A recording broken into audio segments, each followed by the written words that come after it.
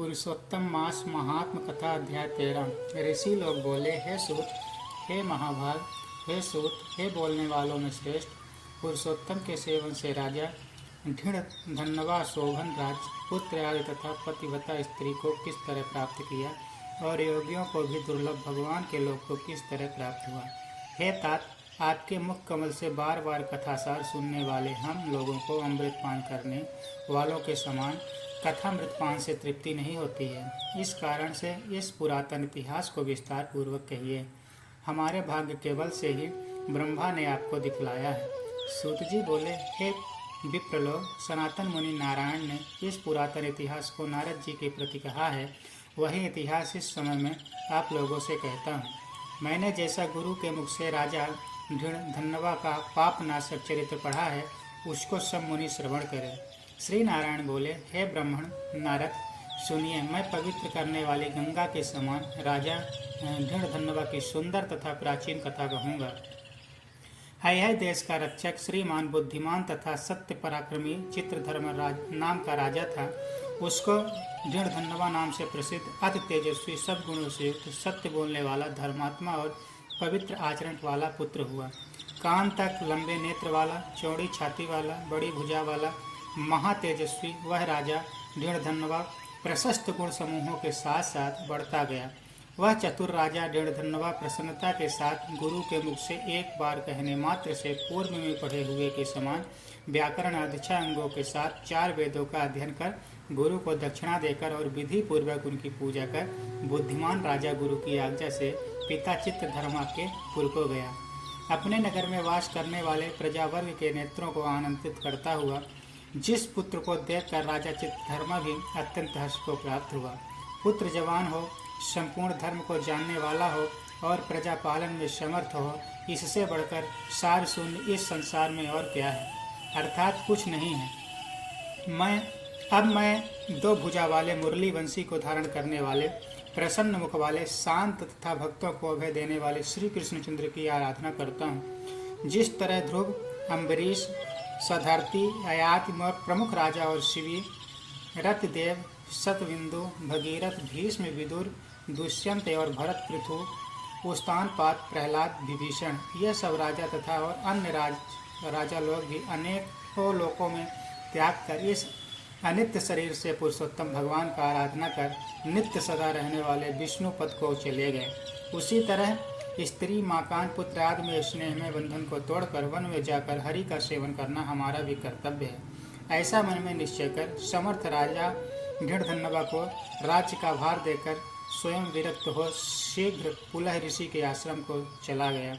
वहां जाकर संपूर्ण कामनाओं से निष्प्रय हो और भोजन त्याग कर हर समय मन में श्री कृष्णचंद्र का स्मरण करता हुआ तप करने लगा। कुछ समय तक तप करके वह राजा चित्रवर्मा हरि भगवान के परम धाम को चला गया। राजा ढीढ़ धन्वा ने भी अपने पिता की वैष्णवी गति को सुना। उस समय पिता के परम धाम गमन के हर्ष और वियोग होने से शोक युक्त राजा ढीढ़ धन्वा पितृ भक्ति से विद्वानों के वचन में स्थिर होकर परलौकिक क्रिया को करने लगा। नीति शास्त्र में विशारद चतुर राजा ढीढ़ धन्वा अत्यंत शोभित पवित्र पुरस्कार वर्तक नगर में राज्य करने लगा। अच्छे स्वभाव वाले विदर्भ राज की कन्या उसकी स्त्री गुण सुंदरी नाम की थी। पृथ्वी पर रूप में उसके समान दूसरे स्त्री नहीं थे। उस गुण सुंदरी ने सुंदर, चतुर, शुभ आचरण कर वाले 4 पुत्रों को उत्पन्न किया और संपूर्ण लक्षणों से युक्त चारुमती नामक कन्या का उत्पन्न किया। चित्रवाह, मणिमान और चित्रकुंडल नाम वाले ये सब बड़े मानी सूर्य अपने अपने नाम से पृथक विख्यात होने लगे।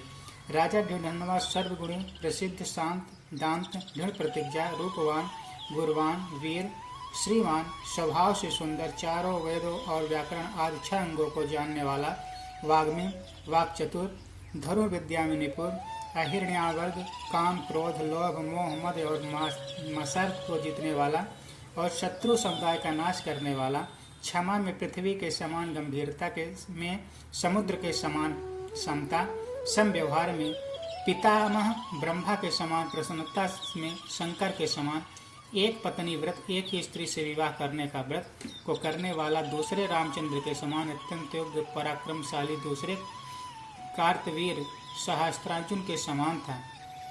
नारायण बोले, एक समय रात्रि में शयन किए उस राजा धनवा को चिंता हुई कि अहो, यह वैभव संपत्ति किस महान पुण्य के कारण हमें प्राप्त हुआ है। न तो मैंने तप किया है, न तो दान दिया, न तो कहीं पर कुछ हवन भी किया। मैंने इस भाग्योदय का कारण किससे पूछूं। इस प्रकार चिंता करते ही राजा ढिढन्वा की रात्रि बीत गई। प्रातःकाल ब्रह्म मुहूर्त में उठकर विधि पूर्वक स्नान कर उदय को प्राप्त सूर्य नारायण का उपास्थान कर भगवान की कला की पूजा कर अर्थात देव मंदिरों में जाकर देवताओं का पूजन कर ब्राह्मणों को दान देकर तथा नमस्कार करके घोड़े पर सवार हो गया। उसके बाद शिकार खेलने की इच्छा से शीघ्र वन को गया।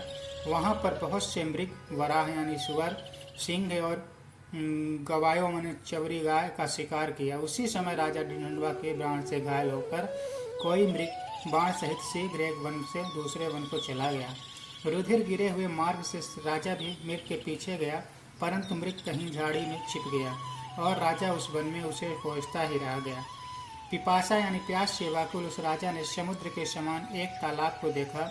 वहां जल्दी से जाकर और पानी पीकर तीर किनारे पर चला आया। वहां घनी छाया वाले एक विशाल वट वृक्ष को देखा। उस वृक्ष की जटा में घोड़े को बांधकर राजा वहीं बैठ गया। उसी समय वहां पर कोई एक परम सुंदर सुज्ञा राजा को मोहित करने वाली तुलना रहित मनुष्यवाणी को बोलता हुआ आया। केवल राजा को बैठे देख उसको संबोधित करता हुआ एक ही श्लोक को बार बार पढ़ने लगा कि इस पृथ्वी पर विद्यमान अतुल सुख को देखकर तू तत्व यानी आत्मा का चिंतन नहीं करता है तो इस संसार में पार को कैसे जाएगा। बार बार इस श्लोक को राजा ढिढन्वा के सामने पढ़ने लगा। राजा उसके वचन को सुनकर प्रसन्न हुआ और उस पर मोहित हो गया कि इस शुक्र पक्षी ने दुख से जानने योग्य सार भरे हुए नारियल फल के समान अगम्य एक ही श्लोक को बार बार पढ़ते हुए क्या कहा।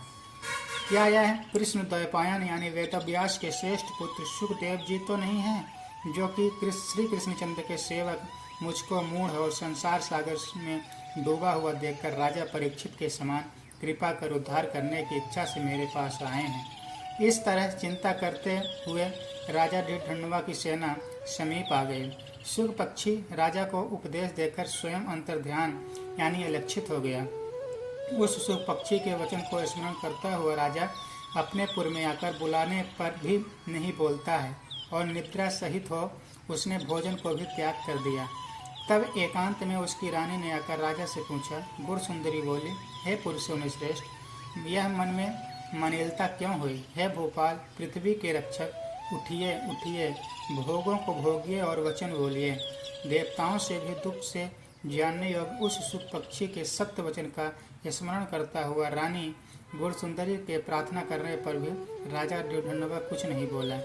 पति के दुख से अत्यंत पीड़ित वह रानी भी दीर्घ श्वास लेकर अपने स्वामी की चिंता में उत्कृष्ट कारण को नहीं जान सकी। इस प्रकार चिंता में मग्न राजा का कितना भी समय बीत गया, परंतु संदेह सागर से पार करने वाला कोई भी कारण वह देख न सके। नारद जी बोले, हे मुनि, इस तरह चिंता को करते हुए पृथ्वीपति राजा ढिढन्वा का क्या हुआ सो आप कहिए। क्योंकि हे मुनि, निर्मल वैष्णव चरित्र थोड़े भी यदि सुना जाए तो पापों का नाश हो जाता है। इति श्री बृहदारण्यक पुराणे पुरुषोत्तम मास महात्मने त्रयोदशो अध्याय। बोलिए श्री वृंदावन बिहारी लाल की जय। जय श्री कृष्ण, जय श्री